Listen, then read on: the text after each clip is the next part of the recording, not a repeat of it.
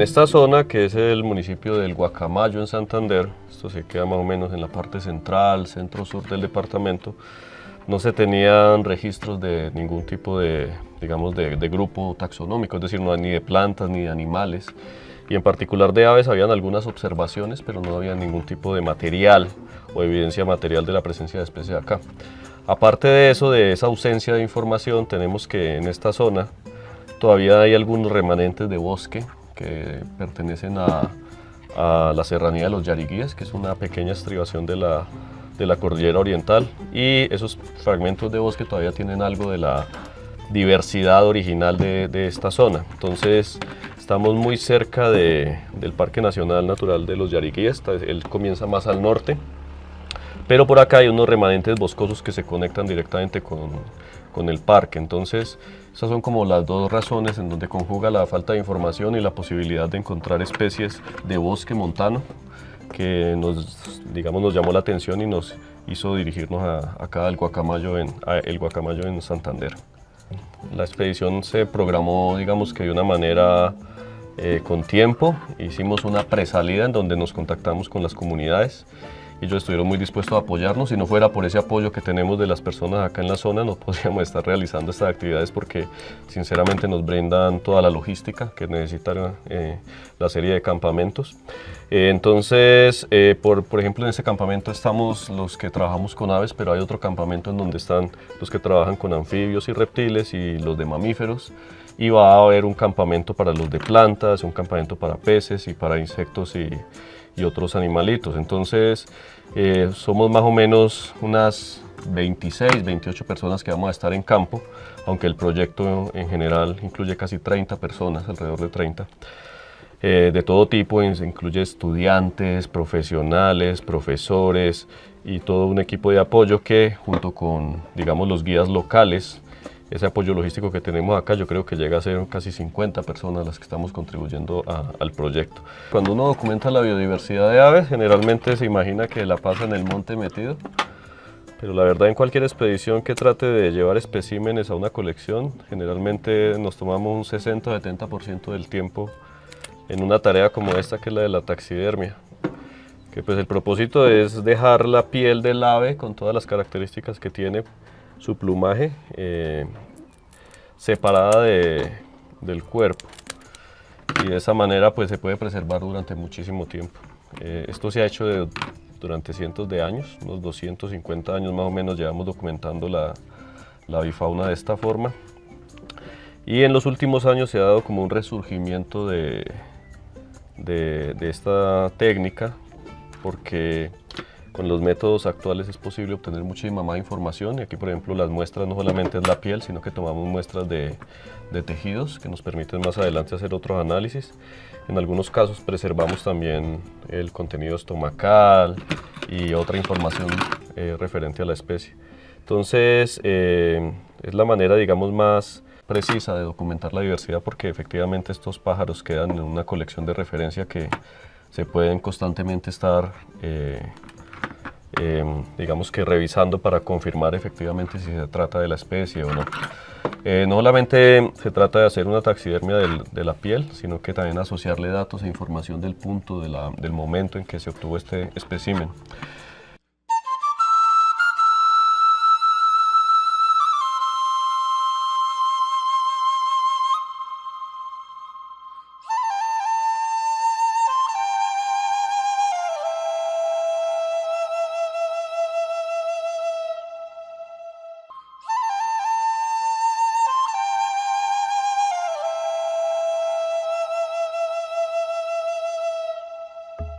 Bueno, acá estamos en la primera estación de muestreo. Este es el principal instrumento que nosotros empleamos para hacer la recolección de aves. Se llaman redes de niebla. La idea de estas redes es que le hagamos apertura justo antes del amanecer, más o menos entre 5:30 de la mañana, faltando un cuarto para las 6. Y las dejamos abiertas a lo largo del día, dependiendo de la tasa de captura o también de las condiciones del clima. Por ejemplo, cuando nos llueve afecta el muestreo y pues es necesario cerrarlas. Lo que nosotros hacemos es abrirlas, extenderlas. Estas redes tienen diferentes longitudes. Tenemos redes que van de 6 metros de largo, de 9 metros y de 12 metros. Las extendemos y la idea de ellas es que como se abren en el amanecer y antes del ocaso, las aves no las puedan observar y queden atrapadas justo en las bolsas.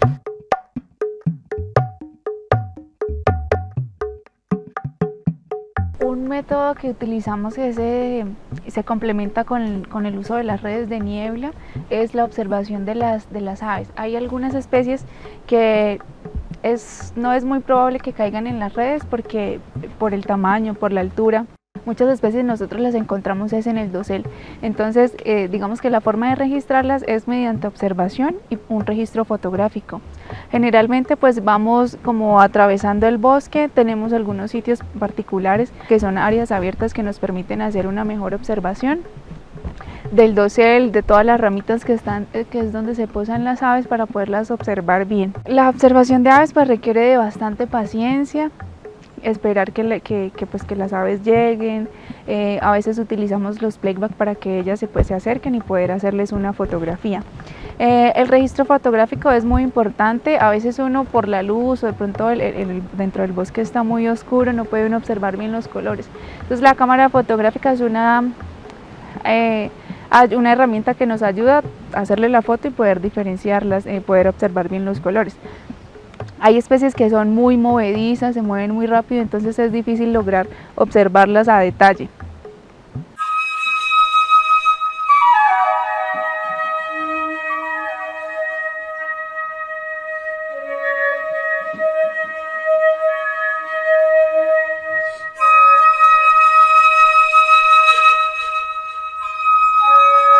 Se ha documentado que en el trópico de América la mayoría de los pájaros, cuando digo la mayoría son más o menos el 70%, se pueden identificar usando grabaciones de audio. Y eso complementa muy bien cualquier lista de especies de alguna región. Algunas ni siquiera se pueden observar, algunas ni siquiera se pueden capturar, pero la gran mayoría se pueden documentar a través de grabaciones de audio. Cada especie tiene un canto particular y por esa razón se pueden diferenciar unas de otras. Las observaciones siempre dejan un margen de incertidumbre sobre la identificación, a pesar de que aquí estamos implementando el método de que dos observadores independientes sean quienes registren cada especie que se observe para poderla incluir en la lista. Siempre nos queda cierta incertidumbre. Con una grabación, al igual que con un espécimen de museo, no va a haber esa incertidumbre porque efectivamente cualquier investigador podría en cualquier momento revisar esa evidencia y debería coincidir con la identificación original, y si no es así pues se podría corregir. Una observación no se podría corregir. Las fotografías digamos que son otro tipo de evidencia que podría soportar un registro, pero en aves lo que más se emplea es precisamente especímenes y grabaciones que soportan los registros de una manera reproducible, y eso digamos que es más objetivo que otros métodos. Sin embargo, todos se complementan de una manera muy completa y nos dan una imagen más general de la diversidad de un bosque.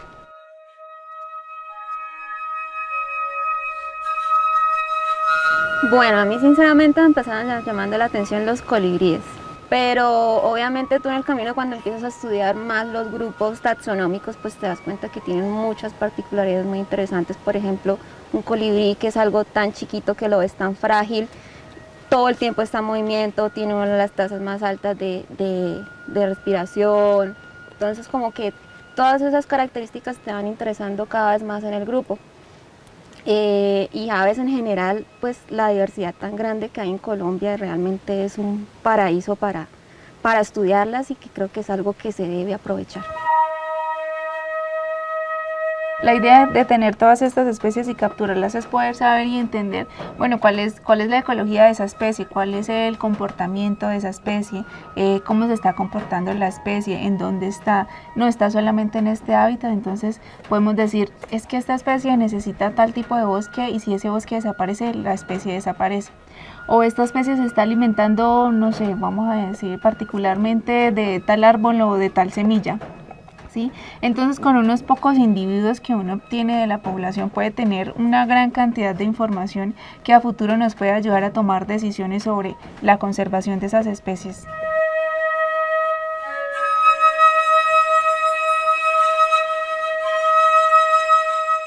La serie le llamamos a todos los especímenes que tenemos como parte de una expedición. Como puede ver, pues la mayoría son pequeños, son aves que habitan en el interior del bosque y cada uno de ellos tiene una pequeña etiqueta pegada. Esa etiqueta tiene un número de catálogo y en estas hojas, que son los catálogos, anotamos el número de la etiqueta y el resto de la información que está ahí asociada a cada uno de estos especímenes. Las aves tienen varios órdenes, que es como la división más grande, ¿no? Por ejemplo, aquí tenemos las diferencias más evidentes entre estos pájaros son a nivel de orden. Por ejemplo, estos son galliformes, ya. Los colibríes son apodiformes y la mayoría de los que vemos por acá son paseriformes. Entonces hay como 3 grandes grupos ahí representados. Y luego ya dentro de esos órdenes tenemos varias familias. Sí, y esas familias pues ya tienen otros nombres particulares. Aquí tenemos más o menos unas 4 o 5 familias representadas dentro de paseriformes. Entonces esa diferenciación así es como se organizan dentro de la colección, por esos grupos taxonómicos: orden, familia, género y especie.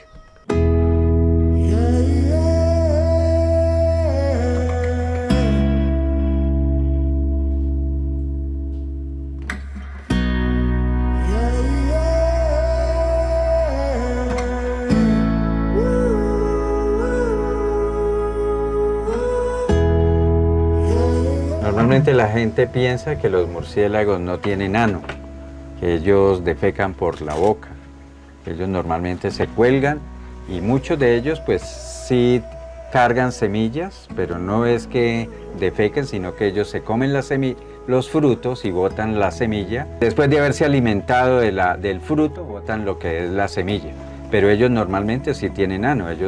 Por ejemplo, este animal defeca sus semillas en el bosque.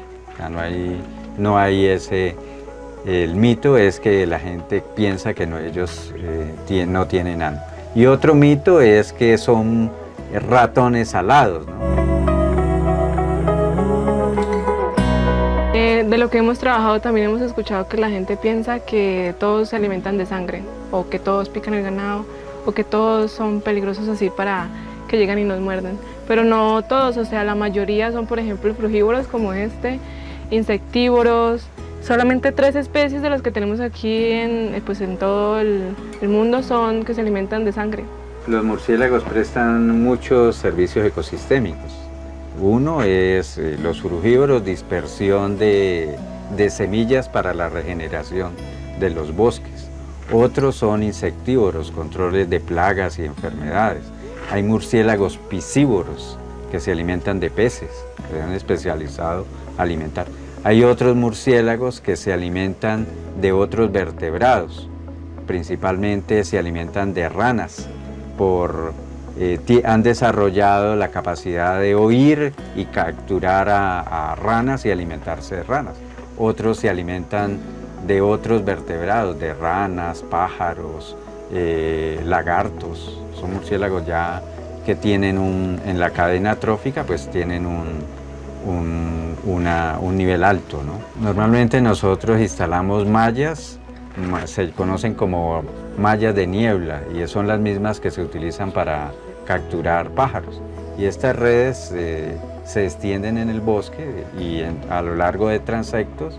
Nosotros las revisamos cada media hora y sacamos el espécimen, lo determinamos qué especie es, y si no lo tenemos, pues lo traemos al campamento y lo sacrificamos después.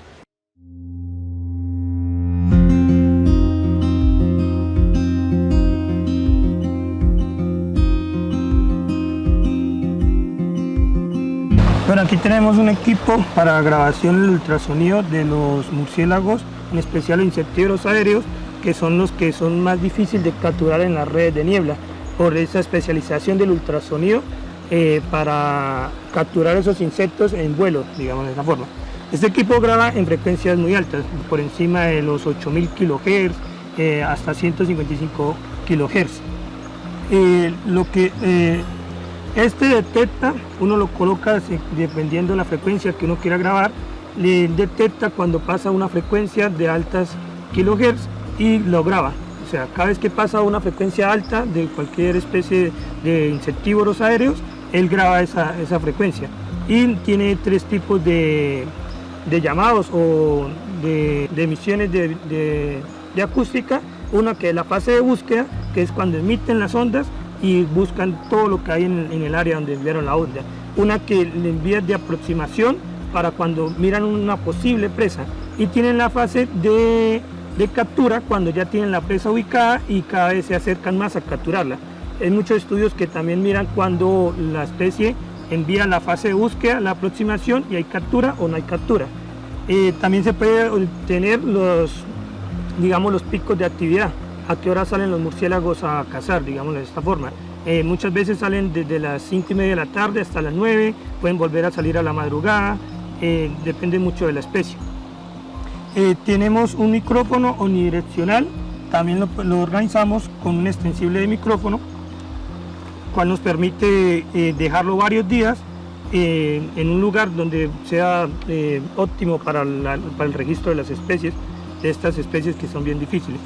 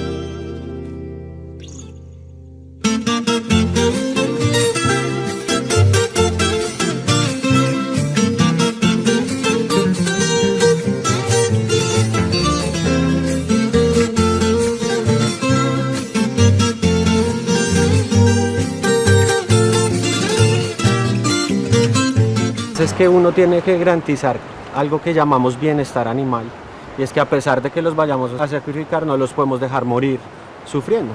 Es como si nos metieran a nosotros en un tubo sin oxígeno, se va a morir de todos modos, ¿no? Entonces a ellos hay que garantizarles hasta el último momento que no están sufriendo para poder hacer el proceso del sacrificio sin dolor, que es la eutanasia.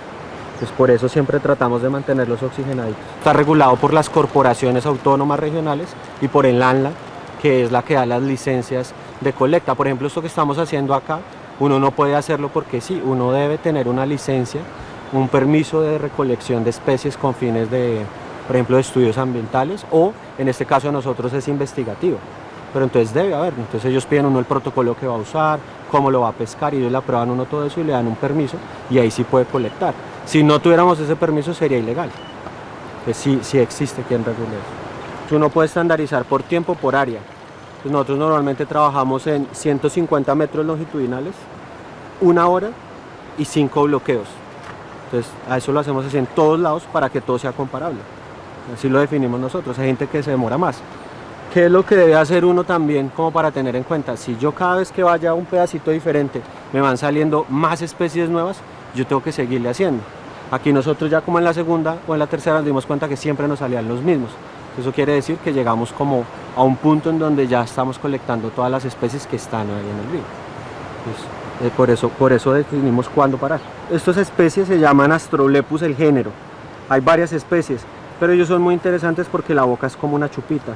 Si la ven acá hacia abajo, como si fuera una ventosa. Por eso se quedó en la bolsa. Entonces él se pega a cualquier cosa que le permiten como escalar por las rocas. Incluso hay gente que les ha hecho videos subiendo cascadas.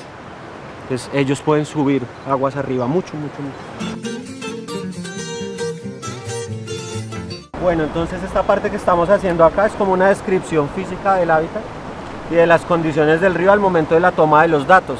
Entonces aquí registramos cosas como por ejemplo, como si llovió ayer, cosas como por ejemplo el momento si estaba soleado, si no estaba soleado, cosas como por ejemplo si el cuerpo de agua es grande, es pequeño, el área residencial, por ejemplo, si hay muchas casas, si hay bosques, registramos cosas como pastizales, los tipos de árboles que hay alrededor, y también registramos cosas como propiedades organolépticas que tiene el agua, como olor y coloración. Entonces muchas veces la tocamos y olemos, a veces el agua huele a pescado o aceites o gasolina, eso se anota también. Lo que está haciendo Luis en estos momentos es medir unas variables físico-químicas del agua, como por ejemplo pH, temperatura, conductividad eléctrica, sólidos totales, y todo eso también lo anotamos en la ficha de campo. Esa es otra parte también muy importante que se debe registrar para apoyar los datos de la colecta de los peces. Este sistema de fotografía se llama PhotoFish System y fue desarrollado hace un par de años. Entonces es algo portable que permite tomar fotos en campo.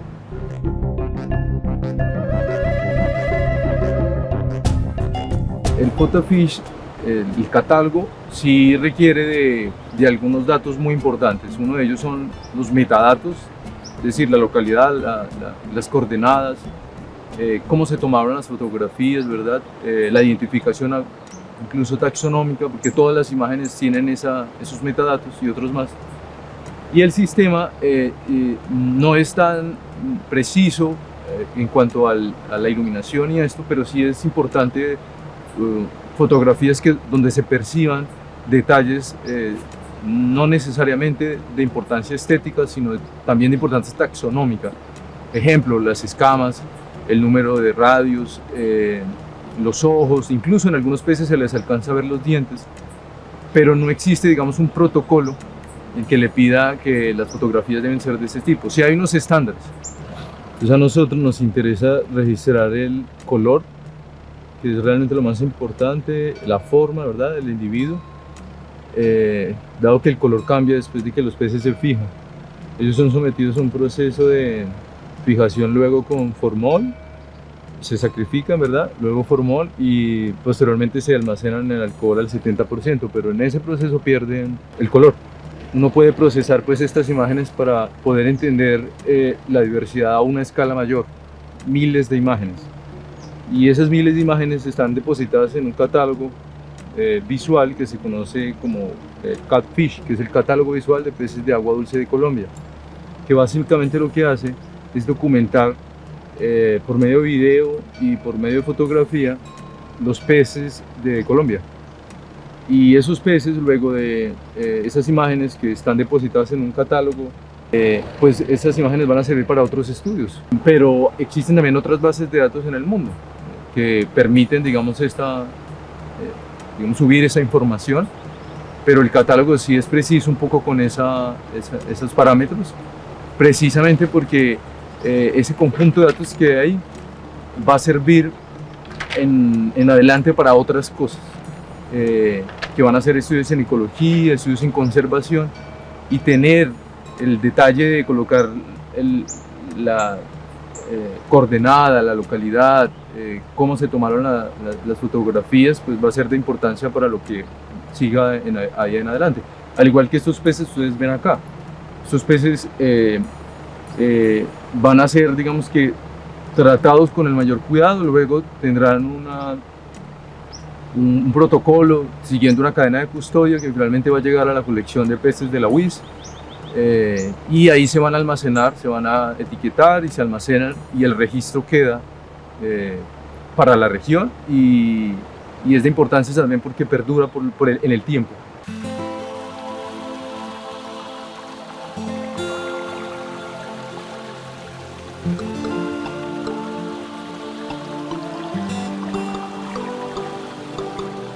A pesar de la altura, porque hay una cosa con los peces, es que los peces van disminuyendo su diversidad a medida que tú vas aumentando la altitud.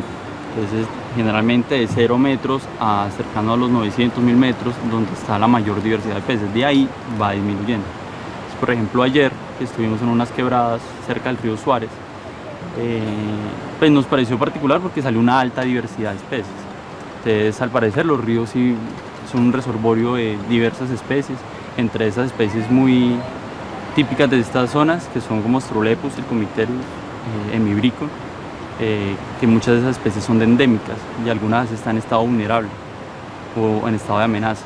Entonces, son especies claves para la conservación y como indicación de estos ecosistemas. Entonces, por el momento, pues el panorama pinta muy interesante el lugar, porque son zonas donde no se ha registrado anteriormente peces. De acuerdo a los registros que se tiene en plataformas como el IGEBIF, en el CIP y en las colecciones, aquí solo se encuentran como 3, 4 registros de especies nomás.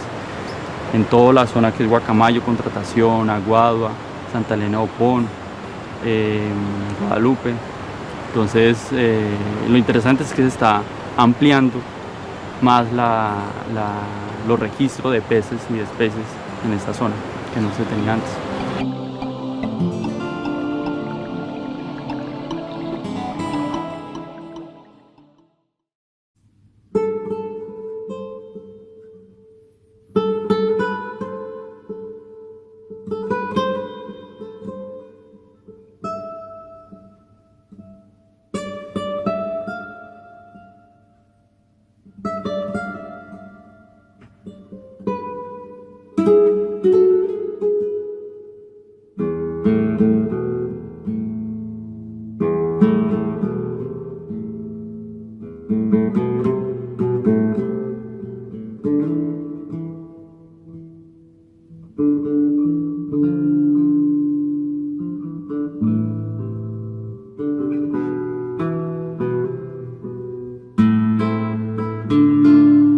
La idea que nosotros tenemos aquí es compilar los usos de todas las plantas. Tenemos una idea aproximada de encontrar usos al menos para 300 especies de plantas.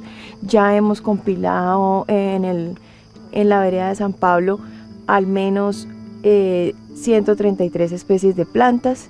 Estas plantas pues ya las tenemos en la etapa inicial de la herborización. La primera etapa de herborización es la colecta de la planta con todos sus órganos sexuales o con toda la información que se puede obtener de ella, la toma de fotografías. Esta primera recolección se realiza en una bolsa, como les puedo mostrar aquí. La segunda fase de la herborización es el prensado de la planta, la organización de la planta para que ella quepa en una hoja de periódico. El fin de que quepa en una hoja de periódico es que cuando nosotros lo llevamos a nuestra colección, allí el tamaño de la plancha o del espécimen va a ser exactamente este. Entonces vamos a necesitar que todas las plantas, que la información dentro de esa hoja de periódico, nosotros la asociamos a un número de colección que yo voy registrando en mi libreta de campo, y todos los datos que nos han dado las personas se asocian a ese mismo número de colección. Las plantas son para ellos su principal fuente de remedio, pues la primera atención médica que ellos podrían recibir sería a más de 2 horas de distancia.